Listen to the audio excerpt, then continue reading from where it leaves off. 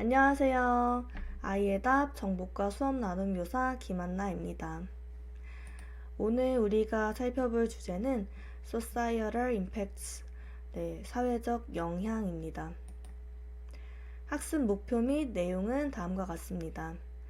학습 목표는 액추와 AI 교육 모형의 Societal Impacts에 대해 설명할 수 있다. 인공지능 윤리 수업을 설계할 수 있다입니다.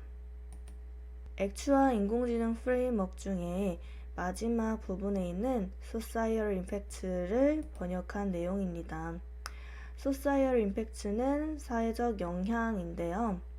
빅 아이디어는 인공지능은 긍정적인 방식과 부정적인 방식으로 사회에 영향을 미칠 수 있다 라고 하며 인공지능의 양면성에 대해 다루고 있습니다. 그리고 해당 주제를 학습하기 위해 조사해야 될 내용은 다음과 같습니다. 사회에서 인공지능을 사용하고 생성할 때 어떤 윤리적 고려사항이 있을까? AI 알고리즘에는 어떤 편향이 존재할까? 글로벌 과제에 직면하기 위해 인공지능 어떻게 활용할 수 있을까? 입니다. 전반적으로 인공지능이 사회에 활용되기 위해서 고려해야 될 사항에 대해서 이야기하고 있습니다. 다음은 핵심 커리큘럼 연결입니다. 수학과 사회 분야에 대해서 나와 있는데요. 수학 분야에서는 일단 데이터 과학, 학제간, AI 응용의 편견을 탐지하는 것에 대해 학습할 수 있도록 이야기했고, 또 사회과에서는 의사결정, 윤리, 디지털 활용 능력, 이를테면 비판적 사고력과 편견에 대해 학습할 수 있도록 이야기하였습니다.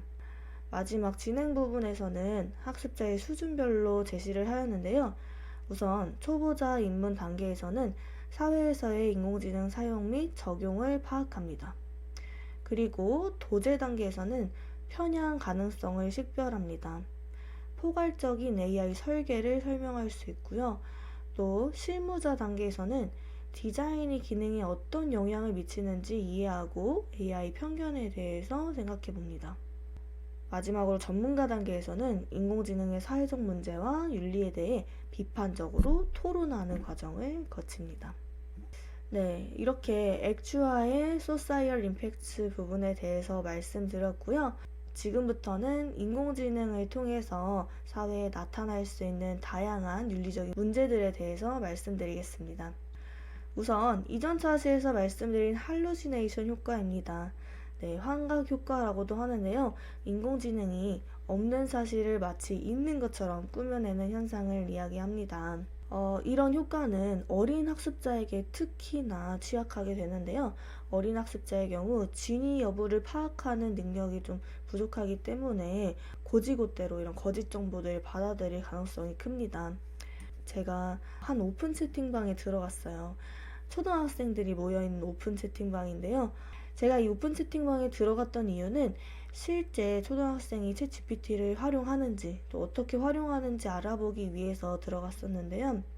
제가 이 채팅방에서 혹시 챗GPT 아는 사람이라고 질문을 했는데 어떤 학생이 안다라고 했고요. 그게 뭐냐라고 했을 때 인공지능이고 그걸로 숙제를 한다, 걸리지 않는다라고 이야기하는 걸 볼 수 있었습니다.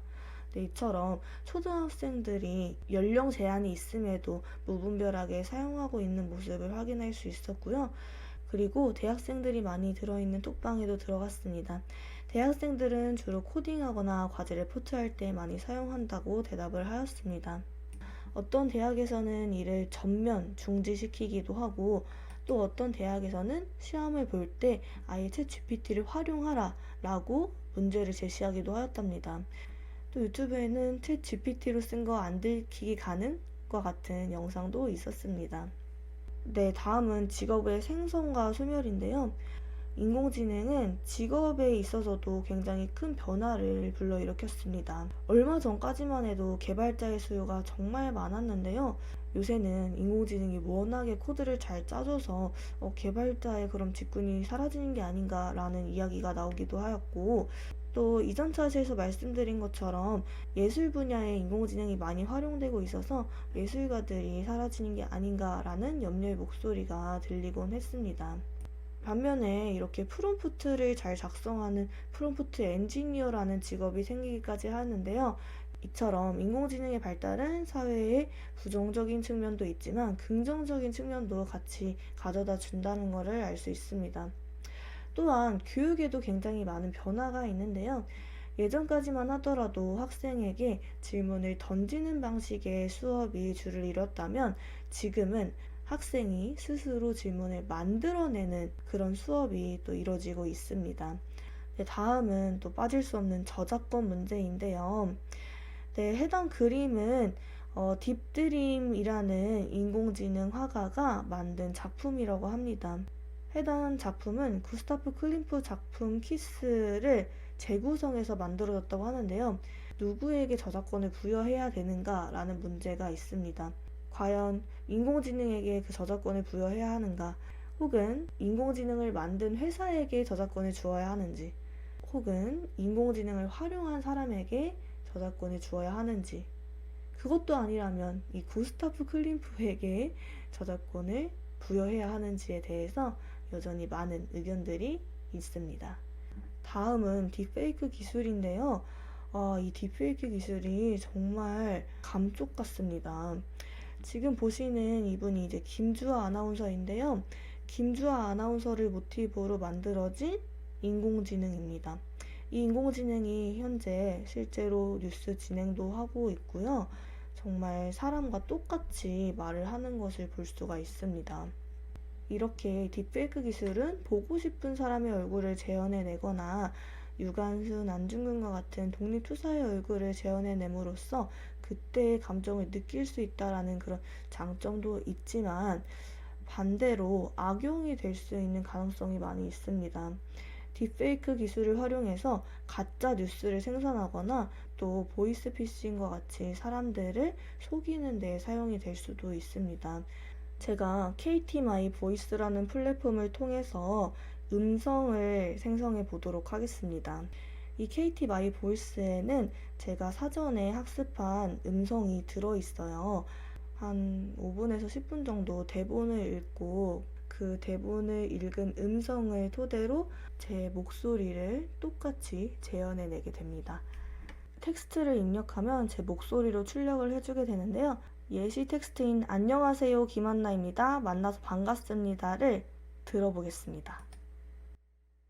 안녕하세요 김한나입니다. 만나서 반갑습니다. 제 목소리랑 너무 똑같죠?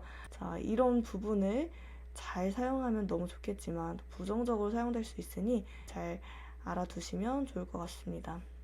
마지막으로 데이터 편향에 관한 내용입니다. 우선 데이터 편향이란 데이터가 전체 모집단이나 현상을 정확하게 반영하지 못하여 발생하는 현상을 이야기합니다. 편향이라는 것 자체가 한쪽으로 치우쳐졌다는 걸 의미하는데요. 이 편향은 대부분 선입견 편향에 의해서 이루어진다고 알고 있는데 선입견 편향뿐만 아니라 다양한 종류의 편향 원인들이 있습니다. 여기 보시면 선입견으로 인해 일어날 수도 있고 샘플링을 잘못해서, 즉 전체 모집단을 대표하지 못하는 표본을 추출했을 때 일어나는 편향이 있을 수 있고, 시간적 편향, 불균형 데이터 편향, 그러니까 클래스별로 데이터 수의 차이가 많이 나타날 때도 편향이 일어날 수 있습니다.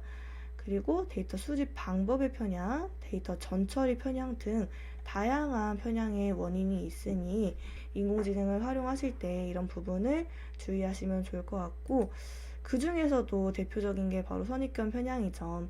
개인과 사회 편견이 데이터에 묻어나고 그 데이터를 통해 학습한 인공지능은 정확한 결과를 예측할 수가 없습니다. 즉, 인간이 가지고 있는 편견을 인공지능도 가지게 되는 것이죠. 한 예시를 들어드리면 아마존에서 만든 채용 프로그램인데 이 채용 프로그램을 실제 적용하기 전 최종 테스트 단계에서 여자보다 남자를 훨씬 더 선호하게 된다는 사실을 발견하게 되었어요.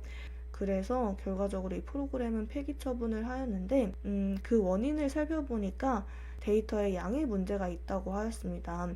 아마존은 일단 IT 직군의 사람들이 많이 있는데요. IT 직군의 경우 대다수의 성별이 남자이기 때문에 남성 데이터가 훨씬 많이 학습이 되었다고 합니다. 네, 다음도 데이터 편향 사례인데요. 똑같이 모노큘러 들고 있는 사진인데 흑인이 들고 있을 땐 그건 총이라고 인공지능이 판단하는 걸 볼 수가 있습니다. 이처럼 사람이나 사회의 편견이 편향된 데이터를 만들고 또 이 데이터로 학습된 인공지능은 편향된 시각을 가질 수밖에 없기 때문에 내 스스로 가지고 있는 편견은 무엇인지에 대해서 생각해 볼 필요가 있겠습니다. 챗 GPT를 만든 회사인 오픈 AI를 설립한 일론 머스크가 한 말입니다. 챗 GPT is scary good. 무섭도록 좋다. We are not far from dangerously strong AI. 네, 강한 인공지능이 머지 않았다라고 이야기를 합니다. 이처럼 인공지능이 정말 많이 발전을 하고 있는데 그 발전함과 동시에 사람들에게 두려움을 주고 있는 것도 사실인 것 같습니다. 여기서 말하는 이 스트롱 AI는 트랜스포머 같이 모든 곳에서 활용 가능한 어쩌면 인간을 능가할 수도 있는 그런 인공지능을 이야기하는데요. 이런 인공지능 발전의 위험성을 인지한 많은 학자들이 모여서 공동 성명서를 내기도 했다고 합니다. 썸트렌드에 제가 검색해 본 결과인데요. 챗 GPT라고 검색을 했을 때 능력을 갖추다와 같이 긍정적인 답변도 있었지만 무섭다, 또 우려가 된다와 같이 부정적인 답변도 같이 있는 걸 확인할 수가 있었습니다. 저는 이 대목에서 한 책에 나온 이야기가 생각이 나는데요. 닉 보스트롬이라는 학자가 쓴 슈퍼 인텔리전스, 초지능이라는 책에서 서문에 부엉이와 참새 이야기가 나옵니다. 참새들이 모여서 살고 있는 동네에서 한 참새가 우리가 더 잘 살기 위해서는 부엉이가 필요해. 부엉이를 당장 데려오자 라고 이야기를 합니다. 그런데 또 반대 측면에서는 근데 부엉이가 오면 우리가 어떻게 될지 모르잖아. 우리한테 큰일이 나면 어떡해? 라고 이야기를 하는 것이죠. 결국에는 부엉이를 데리고 옵니다. 그리고 결과는 열린 결말로 끝나게 되는데요. 이 이야기가 마치 우리들의 이야기가 아닌가 싶어요. 인공지능과 인간의 관계. 인공지능이 우리에게 미칠 영향은 잘 모른 채 무작정 달려가고 있는 것이 아닌가라는 생각을 보게 되었고요. 그만큼 인공지능 윤리가 더 강조될 필요가 있다고 볼 수 있겠습니다. 챗 GPT에게 인공지능이 인간을 지배할 수 있을까라고 질문을 하였을 때 현재로서는 불가능하지만 미래에 인공지능이 발전하여 인간보다 더 높은 지능을 보유할 경우 위협이 될 가능성이 있다라고 이야기하면서 윤리적인 부분에 대해서 또 한번 강조를 하게 되는데요. 이전 같은 경우에는 과학기술의 발달과 윤리가 상충하는 관계였다라고 하면은 지금은 이 과학기술, 즉 인공지능의 발달과 윤리가 같이 갈 수밖에 없는 존재입니다. 예전에는 윤리로 인해서 과학기술의 발달이 저해가 됐다면 지금은 오히려 이 과학기술을 발달하기 위해서는 윤리적인 문제가 해결이 돼야 되는 것이죠. 예를 들어 자율주행 자동차 같은 경우가 그렇죠. 그래서 학생들에게 교육을 하실 때도 인공지능 기술적인 측면도 중요하지만 윤리적인 측면도 같이 다루시면 좋을 것 같습니다. 마지막으로 그러면 인간에게는 있는데 인공지능에게는 없는 건 무엇일까? 라고 생각을 해봤을 때 자의식, 영혼, 물론 영혼의 존재를 믿지 않으시는 분도 계시겠지만 이런 부분이 아닐까 싶어요. 인공지능이 스스로 뭔가 국가를 세운다거나 공동체를 형성한다거나 이런 부분들이 가능할까라는 생각을 해보게 되고 선생님들께서도 이런 부분에 대해서 고민을 하셔서 각자만의 답을 내리실 수 있기를 바라겠습니다. 마지막으로 헤겔이라는 철학자의 주인과 노예의 변증법 이야기를 하며 마무리를 하고 싶은데요. 주인과 노예의 변증법이 무슨 이야기냐 하면 주인과 노예가 있을 때 이 둘 간의 관계가 영원할 것 같지만 그렇지 않다라는 것입니다. 주인은 자신이 가지고 있는 권력과 돈을 써서 노예에게 자신이 할 일을 위임하고 시키게 됩니다. 그리고 노예는 그 할 일을 받으면서 점점 더 성장하게 됩니다. 이렇게 주인은 점점 쇠퇴하고 노예는 점점 발전하게 되면서 결국 언젠가는 이 관계가 역전될 수밖에 없다라는 이야기인데요. 저희가 지금 인공지능이 정말 발달하고 있어서 너무 좋지만 이 인공지능에게 내가 할 일의 모든 것들을 다 맡겨버리게 된다라면 어느 순간 이렇게 관계가 역전될 수도 있지 않을까라는 생각을 해보게 되었고, 어쨌건 이미지 생성 인공지능이든 음악을 생성하는 인공지능이든 혹은 글을 생성하는 인공지능이든 결국에는 훌륭한 소스가 있어야 되기 때문에, 즉 데이터가 있어야 되기 때문에 인공지능으로만 만들어진 그림이 전부가 된다라면 결국에는 그 인공지능이 학습할 수 있는 건 인공지능이 만든 그림밖에 없게 되는 것이죠. 그래서 우리가 실제 드로잉을 하고 실제 악기를 연주하고 이런 부분이 더욱더 중요하다라고 볼 수도 있겠습니다. 네, 이렇게 해서 액추아의 소사이얼 임팩트에 대해서 말씀을 드렸고, 이번 강의는 여기서 마치도록 하겠습니다. 감사합니다.